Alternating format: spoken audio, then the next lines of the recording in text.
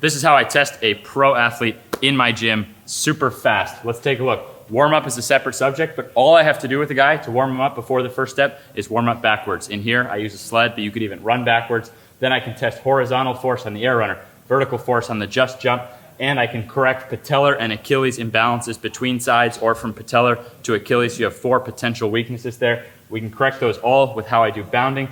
And in terms of correcting any of the above in training, we have consistency, so actually doing them, it only takes once a week, but consistently adds up. And then different strength exercises will fix different things. And then there's body fat muscle. You may just have too much fat or not enough muscle, which we can correct with diet. And we have something we use called Sculpt, where we scan for body fat percentage. So let's get into this. I'm gonna show you how to test real fast, all right? I'm gonna come over here to the air runner. Let's say I had warmed up backwards. The air runner is awesome because it's gonna give me a readout of how fast I'm going. So all I have to do is run. It's only gonna tell me how fast I can get that going. So I'm using my hamstrings, my glutes, my quads, and I'm trying to get going as fast as I can.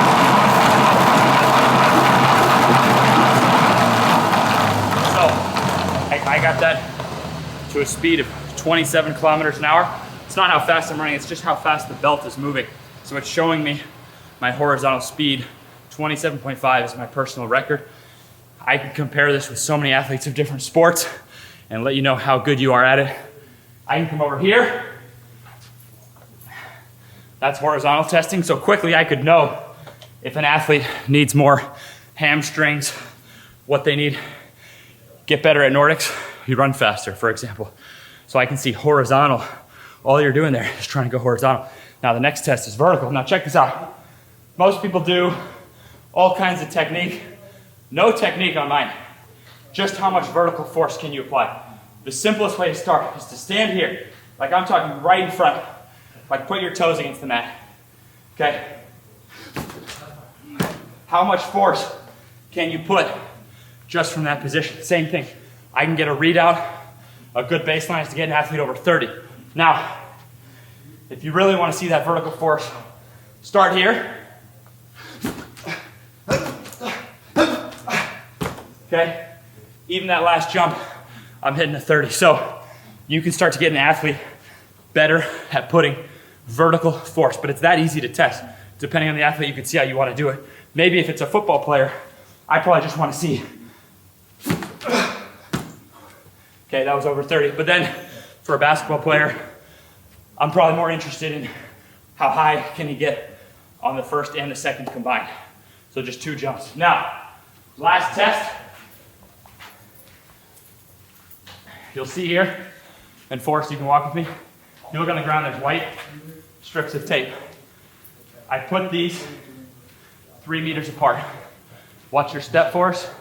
But you can stand, I want you to come back here. And you're gonna watch me go across. Now, there are actually there's 6 different bounds. You want each bound the same distance. You want to be able to get at least 3 meters, but it gives you a judgment. Am I getting over 3, under 3, on 3? You want to be able to get 3 meters per bound. I'll show you all 6. The first style is going to be where you get to use the heel of your foot and the ball of your foot on each jump. So I get a lead in, and then, and this, I have a smaller space in here. I'll probably do the next one from there. That's not much of a lead in. If you're trying to get 3 meters per step, you can use like a 5 meter lead in is what we normally use on the court. I tried to set up here. Now, what was happening there is I was going heel toe. When my heel hits, my Achilles doesn't have time to engage yet. My Achilles has no time. When my heel hits, the pressure goes into the patella. So you can actually correct and determine, is the patella more elastic or the Achilles? So I should be able to get just as far now on the ball of my foot. I'll do it from, I'll keep doing the small lead in just to keep it consistent.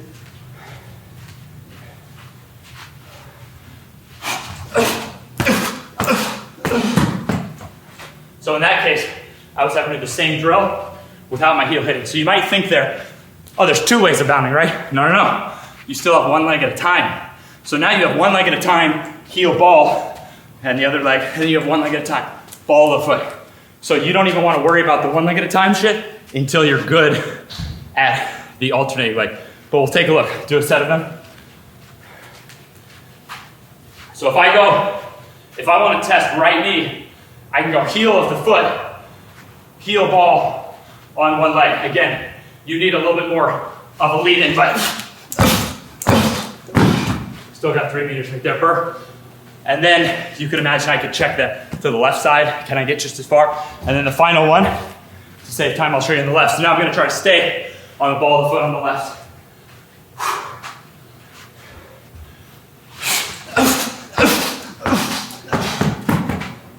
So there you go. That's 6 different forms of bounding to correct. If you look at the board one more time.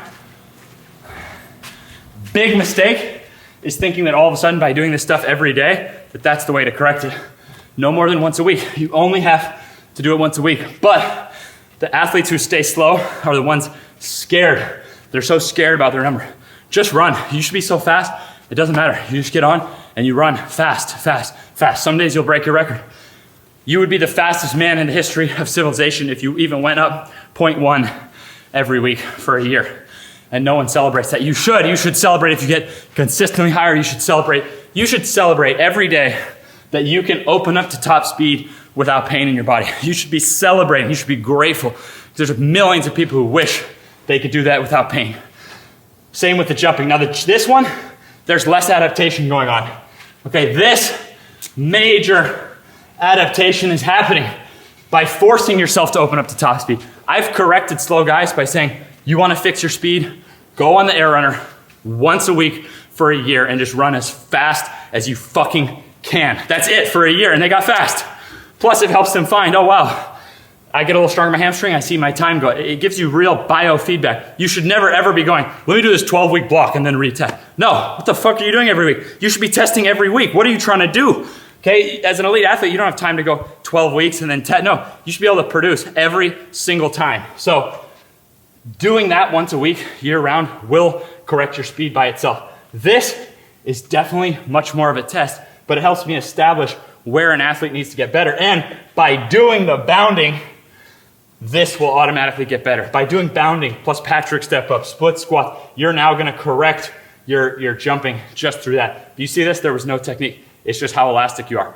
Guys walk in who have never done the test, and they start out better than guys who have done it. These tests, the whole point is that you can't cheat them. The guy with the record, the guys in here with the records on these are the most freakishly athletic guys, not guys who have just been practicing the test. There's no way to cheat these tests. So like I said, consistency, 1 day a week. Strength is gonna affect all of these. I quickly can determine where an athlete needs more strength. And then body fat, muscle. If there's too much body fat or not enough muscle, we have a scanner, that'll be a separate video, just like backwards warm-up is a separate subject. That is what you actually need to see. The backwards is a separate subject as a warm-up, depending on what you have. Same with body fat, muscle, we would test that separately. But I can determine, okay, this athlete is gonna improve just by gaining more muscle here or just losing body fat. So if you actually look at the total time it took me to test my speed and jumping, probably like 2 minutes, and that's the point.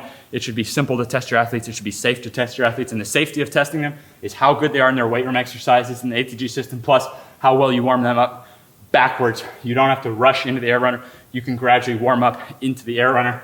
Sometimes I'll make guys get a 20, rest, 21, rest, 22. Now I like to test myself and just, go all out. But the point is that's not necessarily safe. So the safety is how well you warm up backwards, how well your body's prepared in the weight room. And that's where it comes in for me. I can just get on there and run anytime because my weight room stuff has protected me. So there you go. Thank you for listening to this. You now have the tools to combine with your weight room training to make freak athletes.